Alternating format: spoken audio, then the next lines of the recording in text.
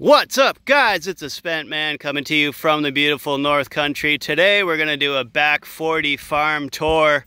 Right behind me I have my Abenaki Flint cornfield planted, and man, it's a good day when you can walk out to the back 40 and see your corn emerging in the rows. Check it out. You can see them little rows and them baby corn plants coming up, and man, it's a good sign to see them back here because I've been getting a lot of bird pressure. So I put this fishing line on here, and this keeps the crows out. But this year we've been having a lot of trouble with the red-winged blackbird, which is unfortunate because it is one of my favorite birds. But this year they're taking a liking to my Abenaki corn seed, and I really don't like that. So they're falling down my list of favorite birds. And yeah, check it out. We got them corn seeds germinating, and I'll show you a little bit about what they like to do. When that seed sprouts, they want that little piece right here. So they come and clip them all off and dig them up and wreck that seed, and it's really pretty annoying. And if you aren't vigilant, if you fall off even for a day or two, they'll just wipe out whole parts of the field. You can see that they just clip that germ right off. They just want the little sprout from the seed, and they'll just cut it off right there, and they'll go down the line and wipe out that whole field. But I have my fishing line in, and I have my solar alarms, which I'll show you, going on, and that's working pretty good. So sometimes you plant your cornfield and the birds really aren't on it that much, but when they get on it really quick after you plant it, like they did this year, you got to stay extra vigilant and come out early with the shotgun in the morning and get your chargers going, your alarms going. And I got this one, a new one this year, that makes some pretty awesome sounds. I'm gonna turn it on for you. Hopefully it'll work. The wind trips it all day long, but you know, getting them to work for the video is always a little bit difficult, but we'll see if we can't get it going. It's got like snarling, growling dogs and gunshots. We'll see if we can get it to go off, but it might not want to do it for the camera. A little camera shy, but that's all right. That's how it goes. But so yeah, this is that Abenaki Flint cornfield, and we're going to be getting some corn this year. It's always feeling up in the air when you have the pesky little birds giving the field the pressure. But you know what, you kind of just got to have faith that the corn is going to germinate and rise to the sun, rise to the occasion, as it does every year. It's got to have that faith and that spiritual, magical Abenaki corn. And over here we have our potato field, which we just planted. We planted our potatoes out a few days this week, and it's pretty awesome because even though I'm always trying to improve my approaches and my practices, I kind of forget that we get better at it every year too. So this field was super smooth, and I got it planted really tight, so we're being more efficient and not losing row space in this kind of narrow field to the tractor tires. So I got it planted in pretty tight. We have about 9 rows in here. We're getting thousands of pounds of potatoes out of this little field here. And so yeah, and the soil is nice and cultivated, less meadow sweet than we've had in the 2 years before. So you know, it's awesome to see some results for that cultivation. And as we move over here in this bigger field, which was potatoes last year, so we're always doing crop rotation. So our potatoes were in here last year, and now they're going to be over there. So we're never going to be planting the same crop in the same soil any 2 years in a row. But we have our King's kidney beans in here, and they're just starting to rise up.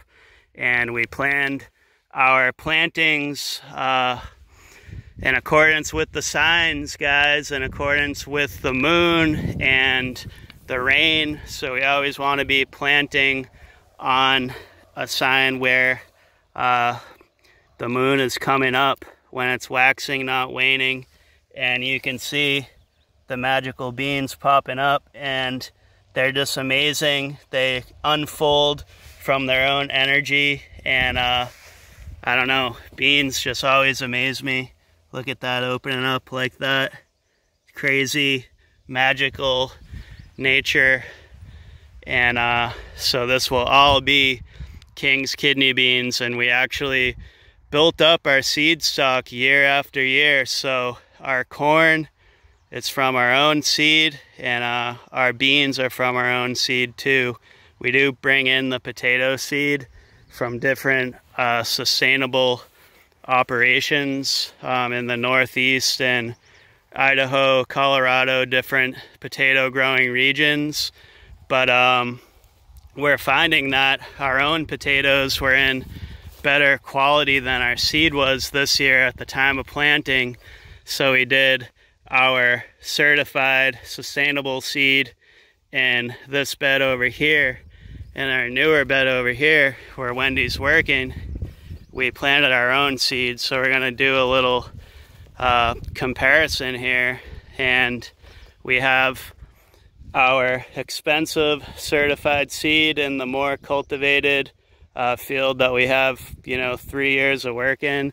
We're doing our own organic seed that we saved ourselves in these virgin beds that are basically like sod. It's like working in the old country over here.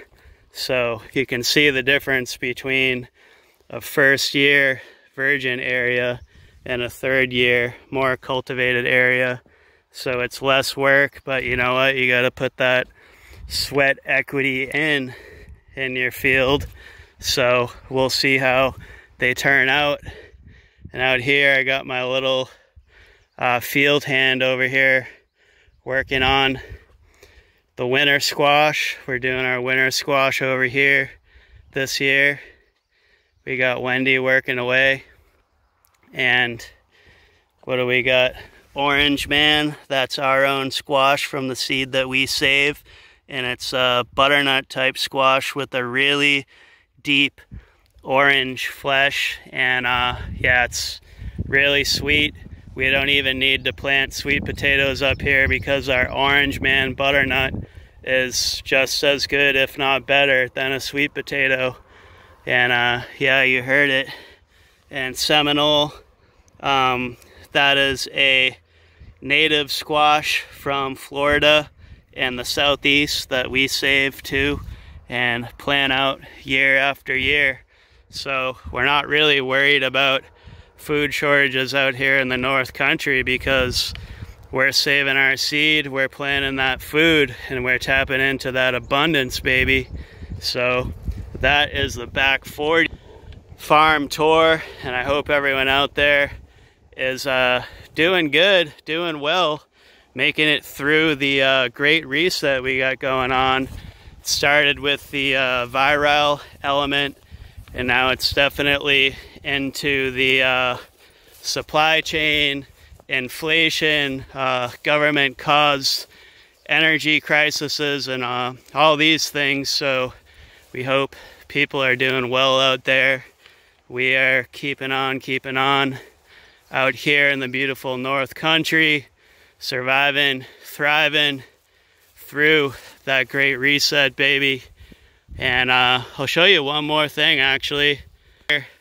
I got my hog pen that I built out. I just got to pick up a couple hogs to put in there. It keeps falling off the list, but just threw it together with 4 hog panels, some T-posts, built the hog pen out of scrap wood, even though I ended up using a lot of good lumber on it that I bought a few years ago, but it's probably like, you know, $200-300 worth of inflated government dollars at this point. But yeah, buddy, we got that hog pen going, and we're just about ready for them hogs, baby. So that'll be one thing that's new to us that we're doing this year out here in the North Country, baby, is getting some hogs going. And we'll officially zero waste when we get those hogs, guys, because all the stuff that the customers don't buy, the vegetables that go bad, that are unmarketable, they're all going to be going to those pigs. So zero waste, baby. But that is it from the beautiful North Country. This has been the Spent Man, showing you that back 40 farm tour. Go out and get it, survive and thrive. That is what we're talking about. Thanks so much for watching, guys. Bye-bye.